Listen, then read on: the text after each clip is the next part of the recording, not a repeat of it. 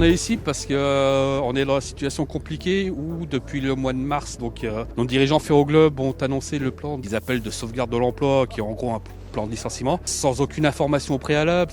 Et depuis, on n'a aucune info. On ne sait pas ce qu'ils veulent faire, on ne sait pas vraiment pour quelles raisons ils comptent arrêter les deux sites d'Esclavaux et de Château-Feuillet. Ils ont avancé des arguments qui pour nous sont pas valables, on va dire. On sait de quoi on est capable de faire, on sait de quoi les sites sont capables de faire. Leur raison économique est compliquée à avaler, on va dire. Le 13 avril ont commencé les négociations du plan de sauvegarde de l'emploi et notamment sur l'accompagnement social. Aujourd'hui, le comité social et économique fait une contre-proposition et propose à la direction une restructuration industrielle qui lui permettrait à la fois d'être rentable et de sauvegarder tous les sites. On allait y arriver quand on apprend de la part du directeur général Benoît Olivier que des discussions très serrées sont en cours avec le gouvernement pour le maintien ou non de certains établissements qui sont inclus dans le plan et ce qui changerait complètement le périmètre du plan de sauvegarde de l'emploi.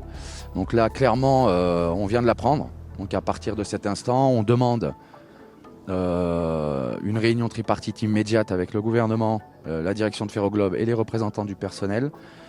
On demande la suspension du plan de sauvegarde de l'emploi jusqu'à ce que les négociations avec le gouvernement soient terminées. Dans le fond, c'est une bonne nouvelle, dans le fond. Mais on est en train de jouer avec l'aspect psychologique de certains salariés pour mettre la pression à un État pour qu'il offre des tarifs d'électricité. C'est juste ignoble. Donc il y a les représentants de tous les établissements de Ferropem.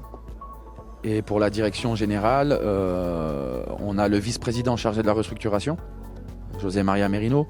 On a le directeur général de Ferropem, Benoît Olivier. Et ils ont deux conseils en les personnes de Pascal Nativel et Marc Bijaoui. Ça devient compliqué.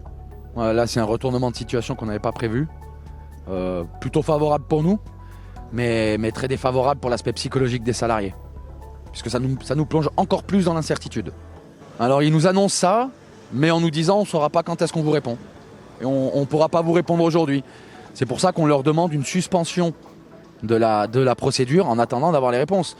Pour qu'on puisse, nous, représentants du personnel, rendre un avis sincère et éclairé, comme nous le demande le Code du travail, sur une procédure de sauvegarde de l'emploi. Aujourd'hui, c'est pas possible. Donc sincèrement, on ne sait plus où on habite là. On veut des réponses, il y a des contre-propositions qui sont faites au niveau avec des experts, donc on veut au moins qu'ils aient l'honnêteté de l'étudier au lieu de la rejeter constamment comme ils le font depuis le début. Depuis fin mars 2021, depuis qu'ils ont annoncé le plan, on est dans le flou total. Et pendant une grosse période, le dialogue il a été plus qu'inexistant, on va dire. On espère que la suspension de séance qu'on vient de faire, puisque c'était un peu houleux, permettra à la direction générale de revoir sa position et d'être enfin honnête et sincère, surtout dans le contexte social actuel.